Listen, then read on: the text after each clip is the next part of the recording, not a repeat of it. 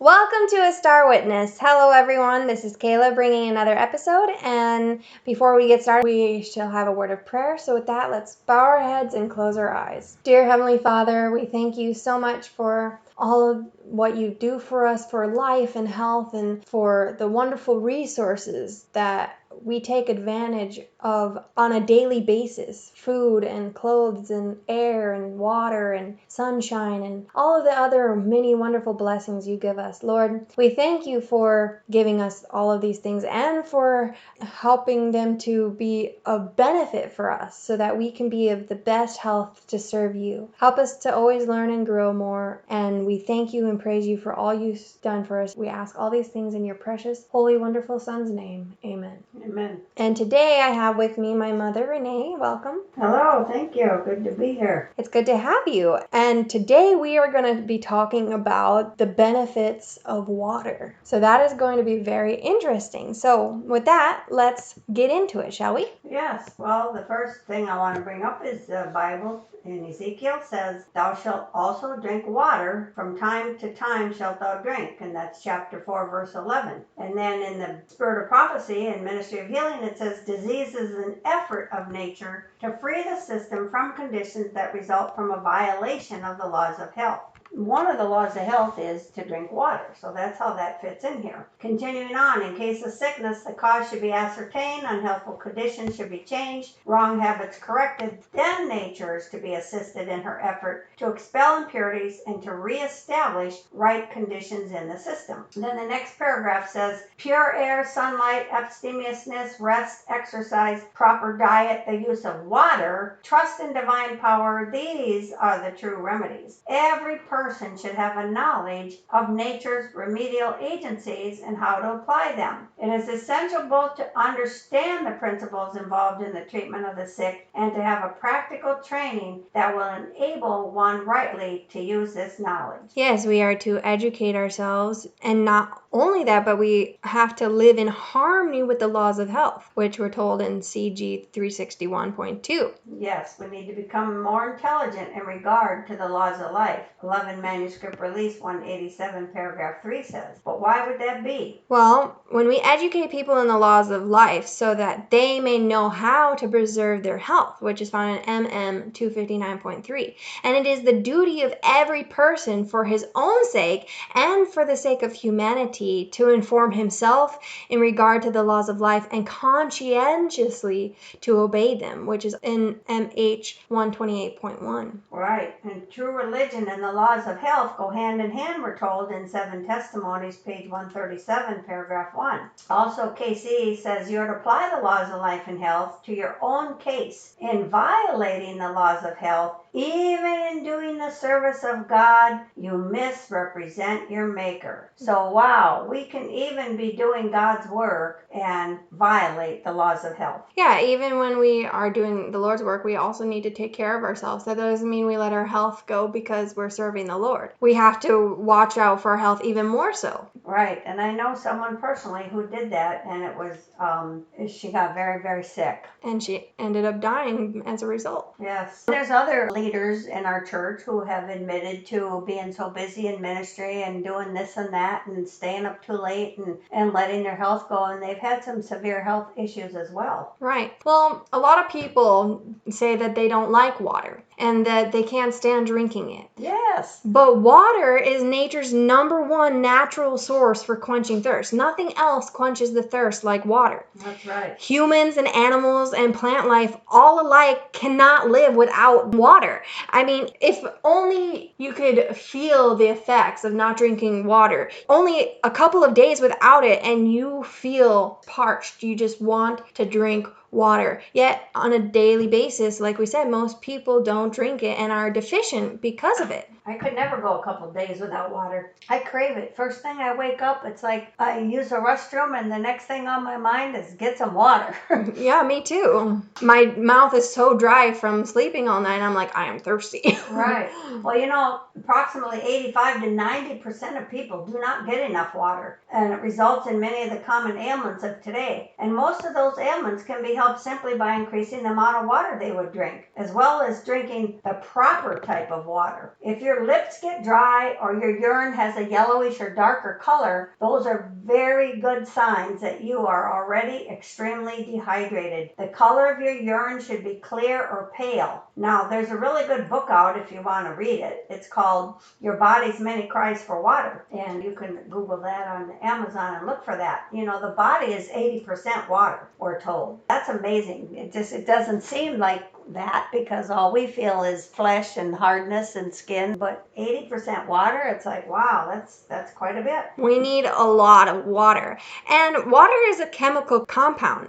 And with the chemical formula that we are all familiar with, H2O, it's tasteless and odorless and without any color. It is the basic fluid of all living organisms, which is really fascinating. Yes, it is. That is very fascinating. And in Amos chapter 8, verse 11, it says, his water shall be sure. So we need to teach the people that it's better to know how to keep well than how to cure disease. Counsels on Health tells us that, page 135. Also, MH 237.1 says, in health and in sickness, pure water is one of heaven's choicest blessings. It is the beverage which God provided to quench the thirst of animals and man. Drunk freely, it helps to supply the necessities of the system and assist nature to resist disease. That is fascinating. Yes, it sure is. Wow. One of heaven's choicest blessings. I was just going to say the same thing. Wow, that's amazing. Now, Medical Ministry, page 230 says, I am to place myself in the most favorable condition under the doctors God has provided, pure air, pure water, and the healing precious sunlight. So 3 good doctors that God gave us is fresh air, pure water, and sunshine. Now, it's interesting that she makes this distinction of pure water. So why should we drink pure water? Well, we're going to get into that in a little bit, but we're told to drink pure soft water, and we're also told that if those who are afflicted would assist nature in her efforts by the use of pure soft water, much suffering would be prevented. That's in Counsels on Health, page 61. First, we're going to talk about what pure water does. Okay, so pure water to drink and fresh air to breathe invigorates the vital organs and purifies the blood. It also helps nature in her task of overcoming the bad conditions of the system,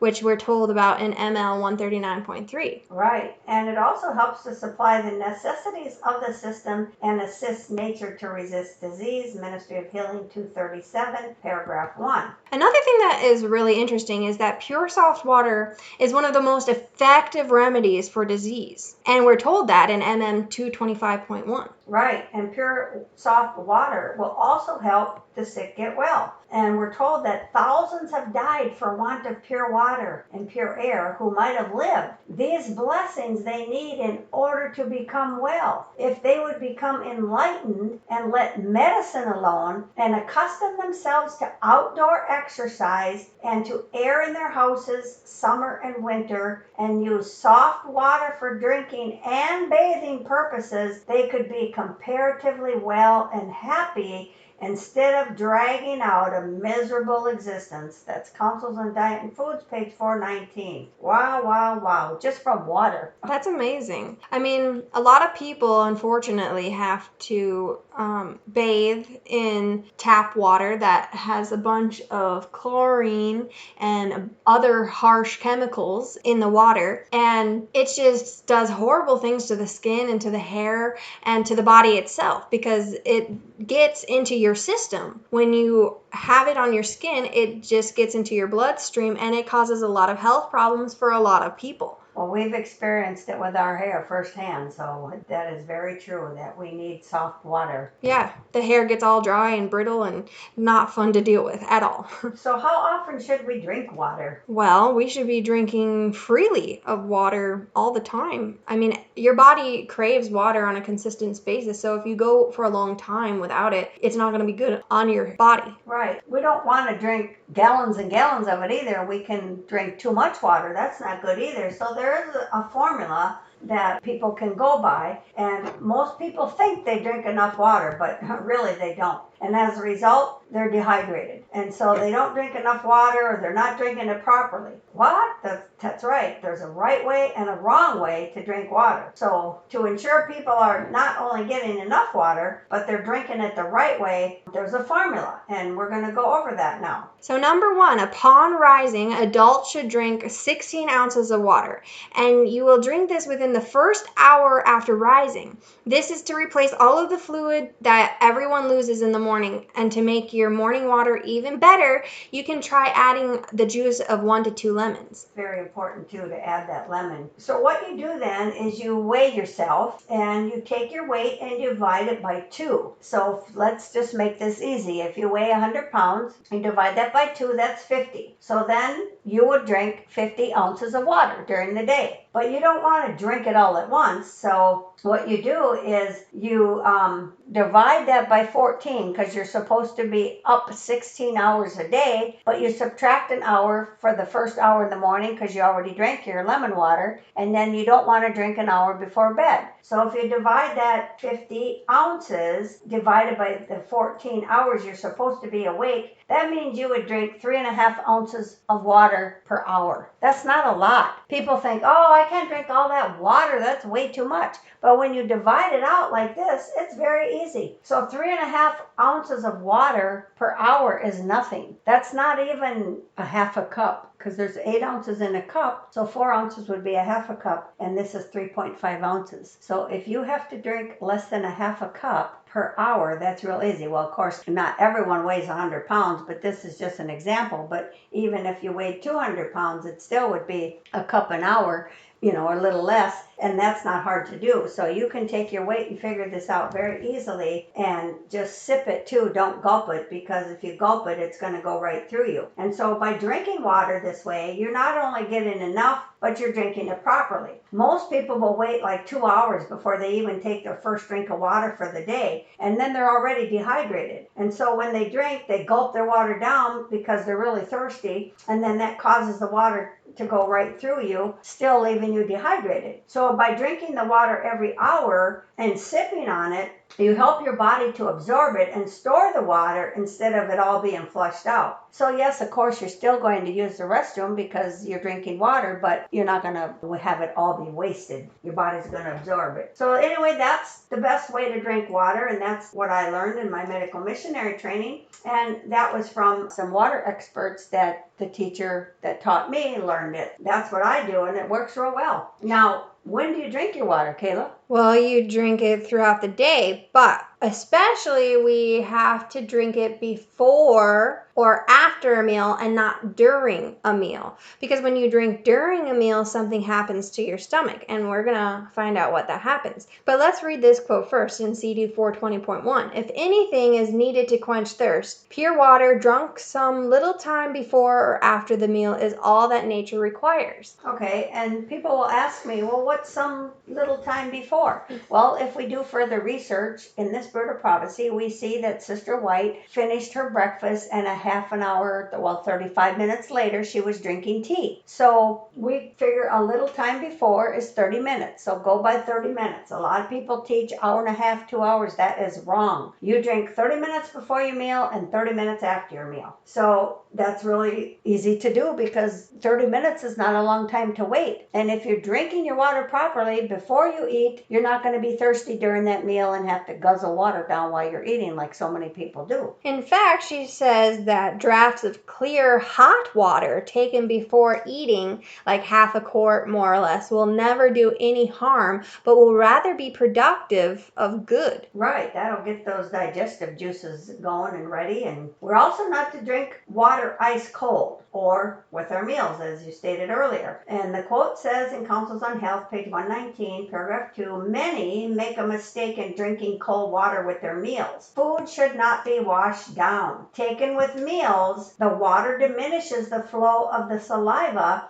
and the colder the water, the greater the injury to the stomach. Ice water or ice lemonade taken with meals will arrest digestion until the system has imparted sufficient warmth to the stomach to enable it to take up its work again. Now, we know the temperature inside the stomach is 98.6. That's the average temperature. So So when you're drinking ice cold water, your body's got to warm that up to 98.6, and that can take quite a while of work, and it does interfere with digestion. Yeah, and it's interesting how much goes into this, how much it impairs our digestion when we do this. And a lot of people, unfortunately, always drink with their meals, and they're just basically drowning their food. Right, just not healthy, because it makes the body have to work so hard to get rid of all that liquid and warm it up, and you just need to drink your water before so you're not thirsty when you eat. Now, it might take some time to get used to. They chew too fast too, and they don't chew enough and let the saliva do its work to swallow. They gulp their food down and eat too fast and don't chew well, so then they're thirsty. It's something that people have to work on. Yes, it's a habit that you have to retrain yourself Right. to do. And now let's talk about the diseases related to not drinking enough water. Oh, wow. There's a lot. Yes, and let's dig right into it. There's allergies, arthritis, asthma, back pain, blood clots, high blood pressure, and high blood sugar, chest pain, and constipation. Then there's diabetes, dry eyes, dry hair, dry mouth, dry skin, fast heart rate, fatigue, headaches, heartburn, a hiatal hernia, and hiccups. You also have kidney problems, migraines, mucus buildup, muscle pain, nausea and vomiting during the first trimester of pregnancy, and much, much more. Now, I think it's a very interesting. One of the things that many people complain about the most, I think, is migraines. That's the most noticeable one. And so many people have this problem, and they don't realize what's causing their migraines. Right. And maybe if they were to just get on this water program, their migraines would be significantly reduced. I'm sure other things might be causing and going into that factor of having migraines, but that is why we have to eat right and drink right, exercise right, get all of the natural doctors. Right. Many, many migraines could be prevented if people would just drink their water. And now I'm going to give a little tip here. If you do get a migraine, what you need to do is get an 8-ounce measuring cup of water and drink it down. This time you gulp it. 10 minutes later, drink another one. 10 minutes later, another one. And keep doing this till the migraine is gone, or up to an hour and a half. And it has never failed if people have done it right. That's a remedy for a migraine. That's amazing. And we're also told that the external use of water is one of the easiest and most satisfactory ways of regulating the circulation of the blood, which is found in MH 237.1. This is really true. Water is a natural remedy that we don't use enough, that people don't even realize anymore. Like, it's a forgotten art nowadays. People don't use it in the right ways. I remember an injury that I had many years ago now when I was in the mission field. I burned my hand really badly, and I tried a bunch of other natural remedies that I knew: aloe vera, lavender, calendula cream, all of the things that are supposed to help, charcoal poultice, and none of it stopped the burning. Well, in the islands, many people do this because they don't have all of the things that we have here. And so the island people, when they get burned, they run into the ocean because the salt water and the cold water help stop the burning, and it calms it down. So what the woman, the leader, told me to do, and what she helped me to do, she got a big huge bucket, filled it with cold water, put some salt in there, and I stuck my hand in there and let it rest for many, many hours until finally the burning stopped, and I didn't feel any pain. And it was the only thing that relieved my pain was this bucket of cold salt water, and it was amazing. Water is amazing. There's many, many things that water will do. Instead of running to drugs and over-the-counter pills and things like that, we can do water treatments for many things that will help you to feel better. There's a book called How to Live. That's the very first health book that Sister White wrote, and she highly endorsed the reading of this book, and she gave it to all new believers. And Dr. Jackson, he had some lectures on the use of water upon the human body, and it was published in the Laws of Life for April back in 1860. So we're going to talk now about the quality of water to be used. Water, to be of the highest benefit when used either by the healthy or the sick, should be pure and soft. By purity, I mean freedom from impregnation by mineral substances or earthly salts, or the infusion of vegetable matter, either or all of which render it more or less unfit for external or internal application. There never was a greater mistake in the use of an agent whose natural and ordinary effect is to promote human health than is made by those who are led to believe that water impregnated with earthy and medicinal substances is more beneficial than water which is entirely free from them. So that means, I'm going to pause here, no putting Epsom salt in the water, because that is an earthly salt. So we're not supposed to put that. Many people say, oh, I'm going to go take a bath and put Epsom salt in it. Well, according to the prophet, we shouldn't be doing that. Okay, carrying on, says, hence the popular belief that to wash the body in medicated water or to use it as a drink is superior to the use of pure water leads to most doleful results. Water, therefore, which is to be used for bathing or for drinking purposes, should be as free from all substances which do not enter essentially into its composition as it is possible to obtain it. Hence, in addition to its purity, it should be soft. Now, if you want to have a bath and relax your muscles, that's fine. And maybe even if you find a good sea salt, you could add some of that into the water to make it nice and soft. And add some essential oils to help relax your muscles. All of those things are fine to do. Just that hard, earthy salt is what's going to affect and make it worse, whether we realize it or not. We might get some benefits, but then the bad outweighs the good type of situation. And the book continues with this. Hard water is neither fit to use as a detergent nor as a diluent. Its unfitness for external use upon the body is readily perceived by whoever applies it for any length of time. For the skin, which in its healthy conditions is soft and velvety to the touch, and feels to one who has the sense of touch nicely developed, as if it were covered with oil, and then rubbed with the softest material till it is polished like mahogany. When it is washed for any length of time in hard water, loses that softness and acquires in its stead a roughness and harshness which is very unpleasant to the sight and to the touch. Housewives who have their hands much in water know the difference between the effects upon their skin of hard and soft water. In one instance, the skin of the hands becomes dry and readily cracks, making them sore. And in the other, the hands are soft, the skin is pliable and smooth. It is a very great mistake, therefore, on the part of persons who are in health ever to use hard water for purposes of bathing. And this is very true. I have seen this and have experienced this for myself when I've been washing dishes. You can feel the difference in your hands between soft and hard water, and on your skin too. You just start feeling rough and your hair feels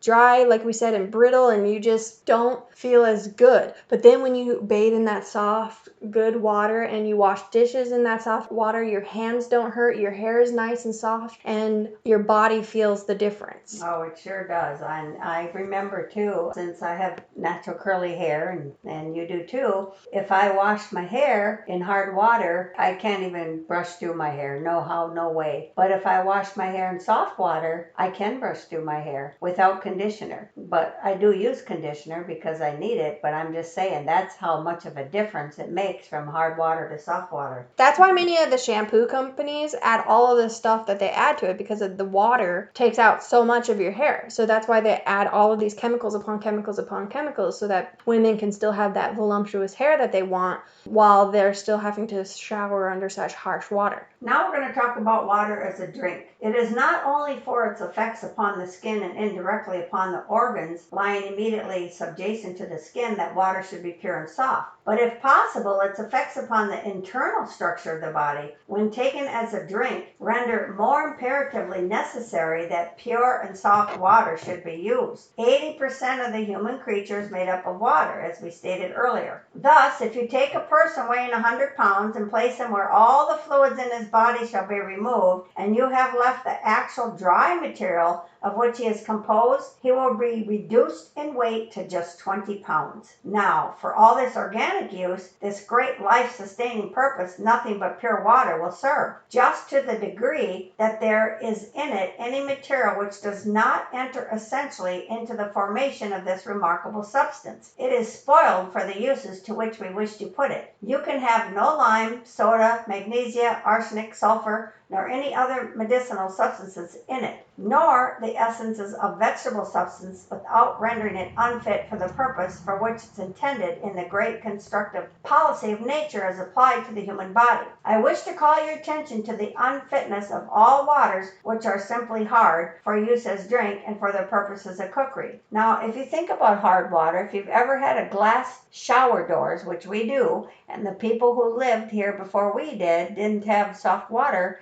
the shower doors are all full of hard water marks and we can't get them off. I've tried everything. So think about that. If you're drinking that, that's going in your body. That does not sound appealing whatsoever. No. And no single point is there need of enlightenment more than on this, of the superior quality of soft over hard water as a hygienic agent. Not only is hard water productive in many instances of diseased kidneys, irritation of the bladder, mucus, dyspepsia, and scrofulous development, but as I have said before, its effects on the skin are to leave it rough, causing it to put on a dry, scaly appearance, making it to crack, and its effects on the mucous membrane are even worse, creating an irritation of that texture, serving to introduce dyspeptic conditions, sore throat, nasal catarrh, inactivity of the liver, costiveness, piles, and headaches. Wow, that's a lot of stuff going on there with that hard water. No kidding. Now, continuing on, it says, we who are so artificially educated in all that pertains to the nicety of perception by the special senses, know very little of the instinctive dislike which the unperverted taste would show toward hard water as a drink. The animals might teach us on this point. Horsemen who study the natural conditions of their horses and seek to preserve their health are very particular in procuring soft water for them to drink. They, having been taught that the taste of the horse is so perfect and nice in this matter as to cause him, even when thirsty, to refuse to drink at hard water springs and go for miles till he can find soft water. Note to self, bring a horse with you when you want to find soft water. Yeah, that's amazing. They would rather be thirsty and not have any drink at all than drink hard water. Yeah, animals can teach us a lot of lessons. Sure can. Besides, horsemen say that the remote effects of hard water as a drink for the horse are that instead of a glossy, sleek appearance of the hair which the horse shows when in the habit of drinking soft water, there arises a starring, dry, and apparently half-deadened condition of the hair and skin, making the grooming of the animal doubly difficult. So even in horses, you have that dry, harsh hair and skin condition that we've been talking about over and over again. Right. I wonder if it does it to cows, too. It probably does it to all living creatures. When you inhale it and when it becomes a part of your system, it changes your system. Like with anything that we consume or our skin comes in contact with, it inevitably makes itself into the bloodstream, and therefore it changes your body. Right. And it continues. I am satisfied that right views and a practical reformation on this point on the part of the people would do much toward introducing them to better conditions of health. Even though other things should remain as at present, and I should advise every family who may read this lecture and who use hard water either for drink or for culinary purposes to take measures immediately to supply themselves with soft water in abundant quantities. And if it can only be obtained by being caught in reservoirs as it falls from the clouds, to filter it before it is used. Filtered rainwater is perfectly unobjectionable as a drink, and an expenditure of from $5 to $20 in the purchase of a filter would secure to any family in this land the means of purifying all the water they might need for drink and for cooking purposes. Well, nowadays it's not going to be $5 to $10, but you can get it fairly reasonable filters at places. Yeah, this was written back in 1865. Right. So The times have prices- changed. The price has gone up. Also, if you can't afford a filter system or to buy a filter system on Amazon, because they do offer that you can put your water in it and it filters through and changes it. If you Right. can't afford to do that, then you might have to go to the store and buy cases of water. And that can get expensive. So Yes. maybe start, while you are buying bottles of water, start putting a little bit of your money aside every month, and then eventually you'll be able to afford a filter system for your water that you at least drink and cook with, if you can't do it for your bathing purposes. Well, many years ago when we bought our house in Wisconsin and we moved there, it was in a small little town, but it was still city water, and it tasted good. And so I didn't hook up our water purifier because we had a purifying system that I had, but I didn't hook it up because I thought, oh, this water tastes good. And then I started getting sick, and I was getting sick a lot, and I didn't get sick very often. And I was talking to my dad on the phone, and he said, are you still drinking pure water? And I said, no, we haven't hooked it up, because the water here tastes great. He says, you need to hook it up. That's why you're getting sick.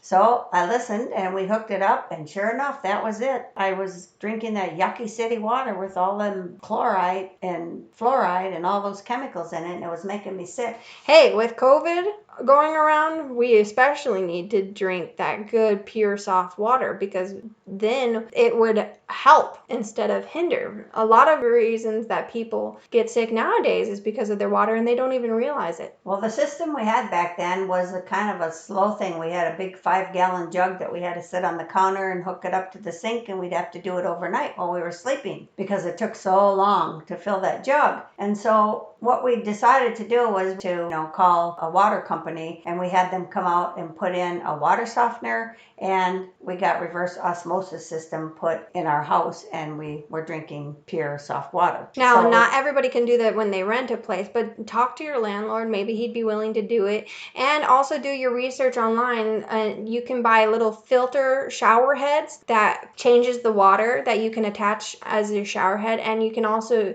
buy filters that attach to your water system. So you have to do your research, Google it online. There's many places that offer good water filter systems, or to set up for your whole house to be soft water. And some of these companies are Berkey Water Filter, Culligan Water Systems, Echo Water Systems, Kinetco Water Systems, Life Source Water Systems, Pelican Water Systems, and Pro Water Solutions, just to name a few. But there are many small companies in your area that might do the same thing and for a cheaper price. So make sure you do your research. Well, that's what we did. We called Culligan, and we only had a 2-gallon tank, and that was nowhere near enough with 4 children home at the time and us. So then we called and switched out our tank to a much bigger tank to 10 gallons, and that worked perfectly fine. Then we've been using that for years. And then when we moved out here in the country, we had well water, so we were drinking the well water thinking that we didn't need the water purified. Well, that was a mistake. Found out that the water did need to be purified, so had our system hooked back up. Our landlord put in a water softener because I complained to him that water was making our skin dry and our hair was getting all weird and stuff from the water. And he had a guy come out and test our water and found out it was very hard, and he put it in for us. So that was a blessing from the Lord. So we now have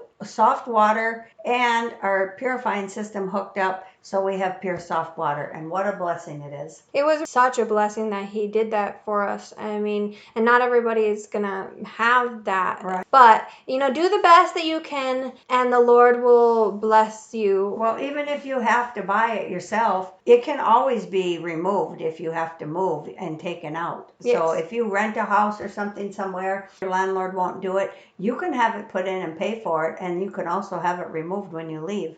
Anyway, find out what systems set up for the whole house and how long they last and what the warranty is, and do they have to be replaced, or can only the filter be replaced, and do they have wholesale options? And a lot of these companies, they'll let you make payments too. They don't make you pay it all up front.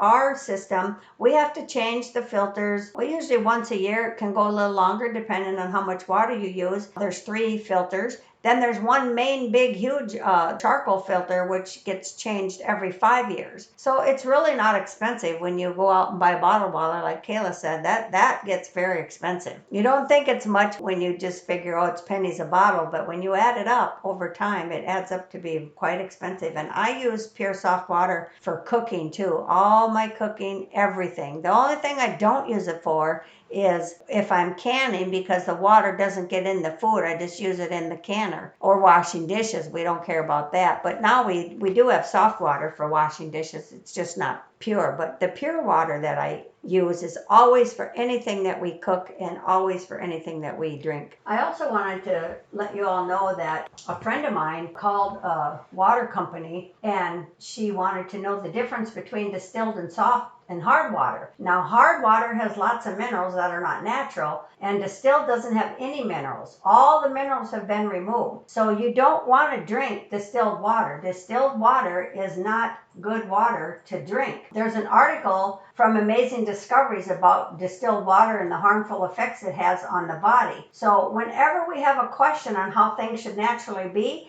it's good to just look to nature. Where is good water found? It's found in brooks and streams, and they have rocks that the water flows over, and the rocks are the filtering system. This is where you can find soft water. But rocks have certain minerals, and distilling removes the good stuff from the water, not just the bad. So alkaline water makes your stomach too alkaline when it shouldn't be, so it can properly break down food. Soft water is surface water that contains low concentrations of ions, and in particular is low in ions of calcium and magnesium. So soft water naturally occurs where rainfall in the drainage basin of rivers are formed of hard, impervious, and calcium poor rocks. It doesn't say zero concentration of ions, but low in ions. And distilled gets rid of it all. So don't drink distilled water, because that is not the water that you want to drink. You want to drink pure soft water like the prophet said. Now, some of the pioneers do mention distilled water and others mention soft water, but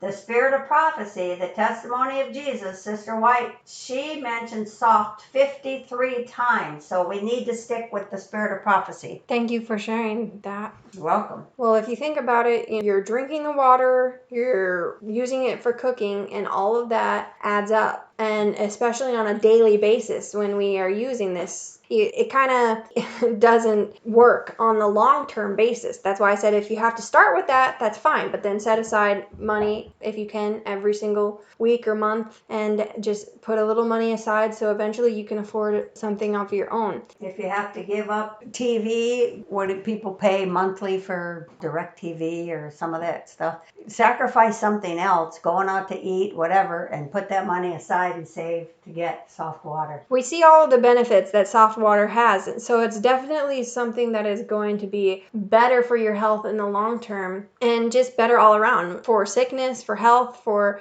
all of those things, we need water to survive, and we need good, pure, soft water. Right. As I mentioned earlier, to get that book called Your Body's Many Cries for Water. Also, You're Not Sick, You're Thirsty, and it's by a doctor, and his name is, I can't pronounce, but I will spell it. It's BATMANGHELIDJ. That's the person who wrote these books, and they're excellent books. Yes, and we are to study and teach the laws of preventive medicine, and one of the medicines is water. And the quote in Medical Ministry, page 22, says this: "There is now positive need, even with physicians, reformers in the line of treatment of disease, that greater painstaking effort be made to carry forward and upward the work for themselves, and to interestedly instruct those who look to them for medical skill to ascertain the cause of their infirmities. They should call their attention in a special manner to the laws which God has established, which cannot be violated with impunity. They dwell much on the working of disease, but do not, as a general rule, arouse the attention to the laws which must be sacredly and intelligently obeyed to prevent disease." So if you think that not having pure soft water is important. Think again. You're right. You will suffer the consequences of it, and probably already are. But very, very important to get pure soft water. And some of the things that are causing your sickness or your problems might be because